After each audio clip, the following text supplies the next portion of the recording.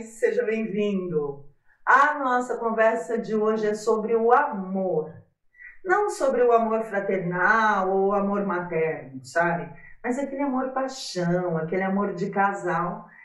E eu gostaria mesmo de poder te explicar o que é o amor, como é que ele funciona e por que ele é tão importante na vida da gente.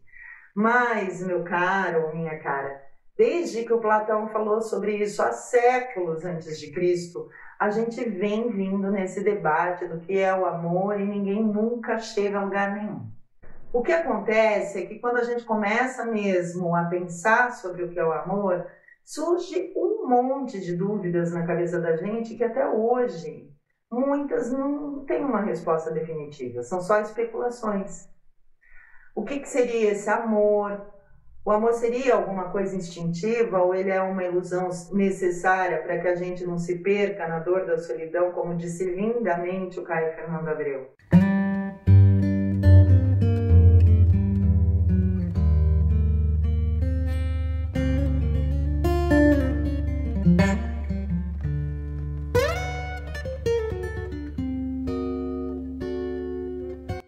O que eu pretendo trazer hoje para você são os aspectos contingenciais, os aspectos que envolvem a questão do amor hoje, tá? De onde vem nosso ideário, o que a gente pensa sobre o amor. É importante a gente falar sobre isso porque a gente é sempre guiado pelos nossos princípios, né? Por aquilo que a gente acredita, por aquilo que a gente toma como verdade.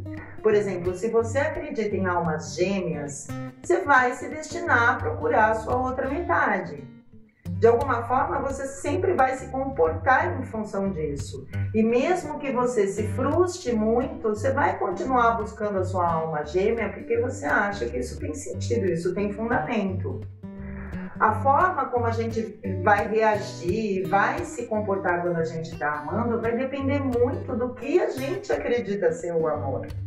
Então, para te ajudar a rever o que você pensa sobre o amor, eu vou tentar fazer 3 vieses. Primeiro eu vou falar do corpo, depois da mitologia e do ideário que envolve o amor, e por fim eu quero falar sobre situationships e o amor na nossa atualidade.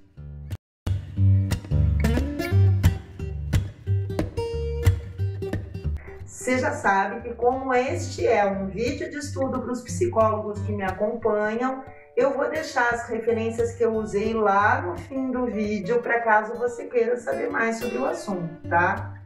Tem um monte de indicação legal nessa referência, vai lá dar uma olhada, tá bom? Bem, hoje o que se sabe sobre o amor é que o amor é uma droga. Ou melhor, que o amor funciona como se fosse uma droga dentro da gente. É um fato comprovadamente científico que a partir do momento em que a gente se apaixona, rola mesmo uma química. E a coisa vai funcionar mais ou menos assim, ó. Quando alguém se apaixona, um campo específico do cérebro dessa pessoa começa a funcionar de um jeito fora do normal. Quando esse alguém pensa ou mesmo vê uma foto da pessoa amada, ele vai ter um aumento do fluxo sanguíneo em determinadas áreas cerebrais.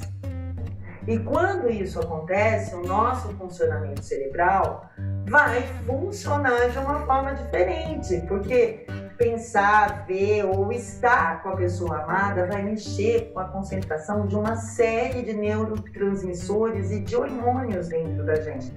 E são bem aqueles benedetos daqueles neurotransmissores bonitinhos que quando eles são liberados no cérebro, eles vão trazer a sensação de bem-estar e de felicidade. O que as ressonâncias das pessoas que estavam amando revelaram é que vai acontecer um aumento de dopamina, de adrenalina, de noradrenalina, de ocitocina e de muitos outros hormônios e feromônios que vão na supersoma da coisa toda produzir em nós efeitos semelhantes ao que um usuário de droga sente. Quando alguém se apaixona, tudo fica como se esse alguém estivesse usando anfetamina, por exemplo. Por isso é que na maioria dos casos a nossa percepção sobre as coisas e principalmente sobre o ser amado fica bem alterada quando a gente se apaixona. Eu digo que é porque a gente está drogado. Quando a gente está amando, você fica focado na pessoa amada, você pensa na pessoa, você fica disposto, felizão, tem alteração no apetite, a vida fica sempre mais cor-de-rosinha. Mas, como nem tudo são flores no amor, essa mexida que o amor vai fazer em nós não vai ficar sempre ali no topo da felicidade. Do mesmo jeito que num usuário de drogas, os efeitos orgânicos do amor vão seguir um curso previsível. Quando uma pessoa usa uma droga pela primeira vez, como o corpo dela está limpinho, ela vai ficar, vamos dizer assim, muito chapada com uma dose pequena de anfetamina, por exemplo. Mas, conforme ela vai usando as anfetaminas com mais regularidade, o corpo dela vai se adaptando àquela dosagem. Então, a cada vez, se ela quiser alcançar um novo pico de chapação, ela vai ter que aumentar a dosagem. E pronto, é assim que se estabelece um vício. E com amor não vai ser diferente. Quando você é rejeitado por alguém que você ama, ou mesmo quando vocês se separam definitivamente, você tem uma diminuição brusca desses neurotransmissores.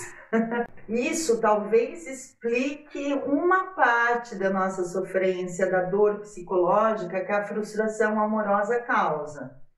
Mas, mesmo que a gente tenha, enquanto humanos, um padrão de alteração nos nossos neurotransmissores e nos hormônios, cada um vai ter seu modo de ser apaixonado. Isso quer dizer que cada pessoa vai reagir de um jeito a essa química toda que acontece no nosso cérebro. Isso porque a nossa reação cerebral ao amor vai depender de uma série de outras circunstâncias. E, de qualquer forma, esse mapeamento e essas pesquisas não vão explicar o amor, mas só como o nosso cérebro reage a ele. Fosse só uma questão cerebral, era fácil, né? A gente tomava uma dose extra de dopamina, de endorfina e pronto, ninguém mais ia sofrer. Seria bom mesmo, né, se que com o remédio certo a gente pudesse se curar de todos os nossos males. Mas não é assim que a viola toca, principalmente quando a gente está falando de dor de amor. Você pode até tentar reequilibrar a sua questão orgânica, mas se o seu entorno, se a sua história, se a sua estima e o que você acredita não forem trabalhados, não tem remédio que te salve. E no fim, mesmo com esses estudos todos, as perguntas vão continuar. O que é isso que a gente sente? Você já reparou que tudo o que foi dito lá atrás como sendo uma verdade continua sempre, de alguma forma, sendo ventilada como verdade, mesmo que se trate de uma abobrinha? A propósito, né, enquanto eu estava preparando esse episódio, eu percebi o quanto que o que a gente pensa sobre o amor hoje está impregnado de coisas que foram ditas há milênios, em circunstâncias bem diferentes do que a gente vive hoje em dia. A maioria das coisas que a gente pensa sobre o amor não são naturais, biológicas ou instintivas em nós. Na verdade, elas foram criadas lá na antiguidade, quando o mundo era bem diferente mesmo do que é hoje. Você quer um exemplo? Muita gente acredita que a solidão é a pior coisa que possa existir, porque é como se a gente nascesse faltando um pedaço, que a gente é incompleto e que, portanto, tem uma outra parte de nós aí andando por aí, a nossa tampa da panela, a metade da laranja. Essa ideia de que a gente não foi feito para ficar sozinho e de que a gente é incompleto até encontrar definitivamente alguém é um mito que foi contado por Aristófanes por volta de 380 a.C. O Aristófanes estava lá banqueteando com outros pensadores, né, quando ele foi questionado sobre o que é o amor. Aí, para tentar explicar de onde vem esse nosso desejo de ter alguém, o Aristófanes inventou a seguinte história que está lá no livro O Banquete de Platão. Ele conta que no começo de tudo existiam 3 gêneros humanos, os homens, as mulheres e os andrógenos. Esses humanos tinham uma forma diferente dessa que a gente tem hoje. Eles eram redondos, com 4 mãos, 4 pernas, uma cabeça com 2 rostos, que eram opostos um ao outro, 4 orelhas, 2 bocas e por aí vai. Cada ser andrógeno era formado por uma parte masculina e outra feminina. Um homem era formado por 2 partes masculinas e a mulher era formada por 2 partes femininas. E eles tinham uma força absurda, podendo se locomover para qualquer lado que eles quisessem. E eles também deviam enxergar muito bem, né? Porque imagina, eles tinham cada um 4 olhos. Como cada um desses humanos se sentia muito completo, muito pleno, eles foram ficando cada vez mais presunçosos. E eles acabaram achando que eles poderiam lutar contra os deuses do Olimpo. O Zeus podia exterminar com a gente, né? Mas como os deuses precisam das nossas honrarias, né? Ele não ia poder exterminar com a nossa espécie, mas também não ia poder deixar essa presunção sair barato. Então, o que ele fez foi dividir esses seres, cada um em 2. Tomada essa decisão, então Zeus cortou com precisão cirúrgica cada um dos seres e depois pediu para o Apolo virar o rosto e o pescoço de cada um para o lado do corte, para que, nas palavras de Aristóteles, pudessem contemplar a própria mutilação e então se tornasse mais moderado. E aí, depois de divididos, foi um Zeus nos acuda. Cada ser que foi dividido correu para se agarrar na sua outra metade. Tudo que eles queriam era se fundir, simplesmente se fundir de novo, mas eles chegavam a morrer de fome e de inércia, tamanha tristeza que eles sentiam porque eles foram separados da sua outra metade. Por isso que a gente, segundo ele, tem sempre o desejo de se unir com o nosso amado a ponto de ser um só. E por fim ele diz, é portanto ao desejo e à procura do todo que se dá o nome do amor. Então tá aí, almas gêmeas, metade da laranja, tampa da panela, o nome que se dê é só uma lenda, um mito. Que eu saiba, a gente nunca foi redondo com 4 pernas, 4 braços e 2 cabeças nessa dimensão. Mas ainda assim há quem acredite. E aí já é uma questão de fé, porque do meu ponto de vista não faz sentido nenhum você sofrer por acreditar piamente numa lenda da mitologia grega, né? Outra lenda bem antiga que também vai contribuir com o nosso imaginário sobre o amor e vai atrapalhar todo o nosso meio de campo é a do amor cortês.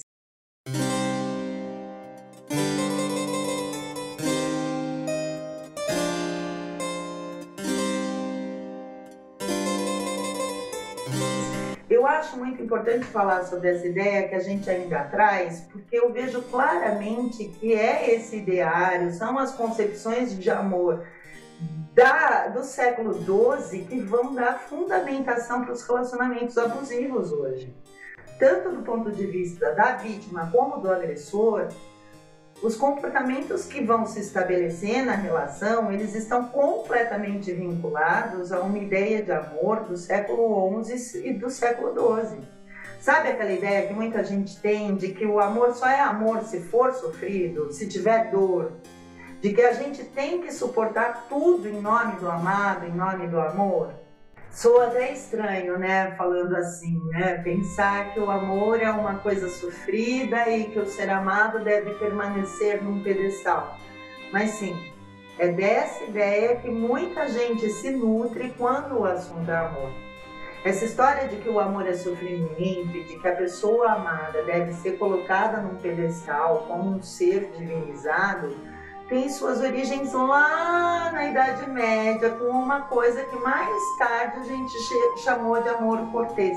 É como se essa concepção fosse sendo alimentada e ressurgisse a cada dia repaginada. Quem aqui nunca ouviu falar de amor incondicional, de entrega absoluta, ou de gente que coloca o amado no lugar de Deus? Você deve saber, né, que lá por volta do século XII as pessoas não casavam por amor. Os casamentos eles eram arranjados e o amor cortês ele vem justamente para se contrapor a isso. ele é uma revolta contra esse sistema. O amor feliz, de plenitude, lá do mito das almas gêmeas, ele vai ser trocado pelo amor que não busca o gozo, mas busca o impossível e irrealizável, sabe? Porque nesse amor deve-se morrer por e para o amor. E por mais incrível e estranho que pareça, é dessa ideia de amor que sofre, que faz sofrer, que muitos de nós ainda nos nutrimos. E eu reparo que junto com o ideal do amor cortês, a gente ainda traz muito da cultura dos contos de fadas.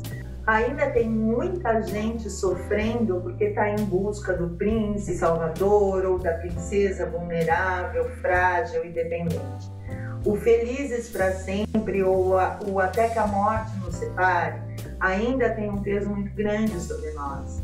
Infelizmente, a nossa cultura sobre o amor está imersa num contingente de grandes falácias, de fake news muito antigas, mas que a gente ainda cai.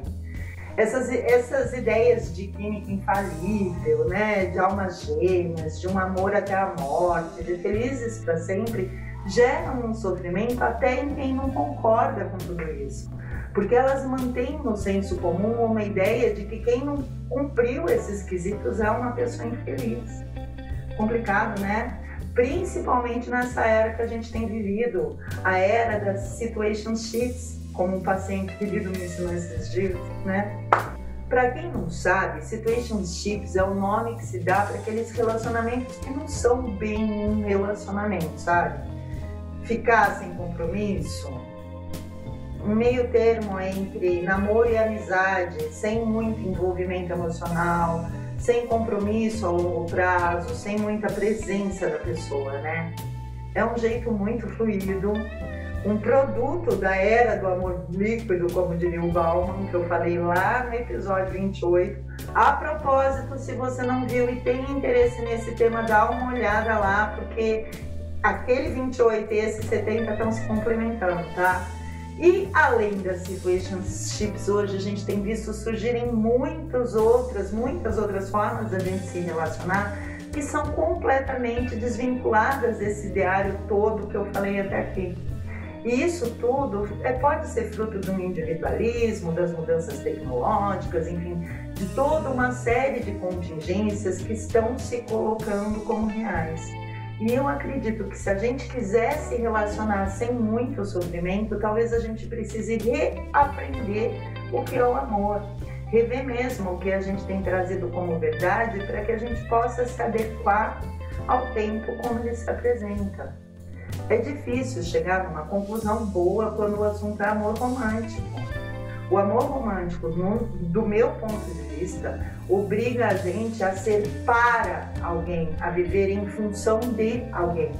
E se a gente segue esse raciocínio, quando a gente vive para alguém, você já não é mais livre, porque a sua autorrealização, a sua capacidade de se projetar, vai sempre estar atrelada à realização do outro. É mais ou menos aquela coisa de, eu só fico feliz se ele ou ela está feliz, ou eu só vou se você for. É bonitinho, mas é ingênuo. É escolher dar o seu poder ser para um outro. E isso é comprovadamente pesado, principalmente em quem possui. Talvez a gente precise encontrar um meio termo para isso. Como eu já disse algumas vezes, talvez fosse bom a gente se lembrar o tempo todo que num relacionamento amoroso, assim como em qualquer outro relacionamento, nós somos ser com. É você com ele, é você com ela, e não você para ele. A ideia de que seja possível viver um amor de dedicação integral ao outro, como manda o figurino do amor cortês, leva necessariamente a muita dor. Primeiro pela escravização da pessoa, depois pela propaganda subliminar que essa ideia romântica passa, de que necessariamente a gente tem uma outra metade andando por aí e que se não encontrar essa metade, você vai permanecer sem sucesso na vida.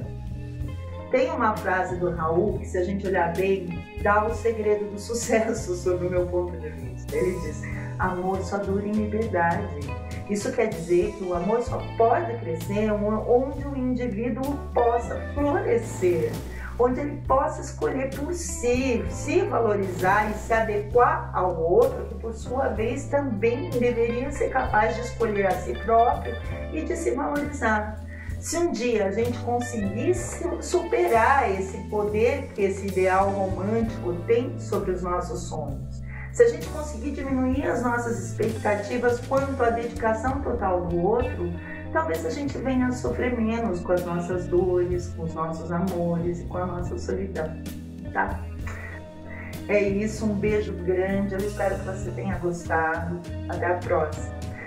O episódio de hoje é dedicado para as minhas vizinhas amadas, a Sônia e a Anice, que de papinho em papinho acabaram me animando a concluir esse episódio que estava no forninho desde 2021.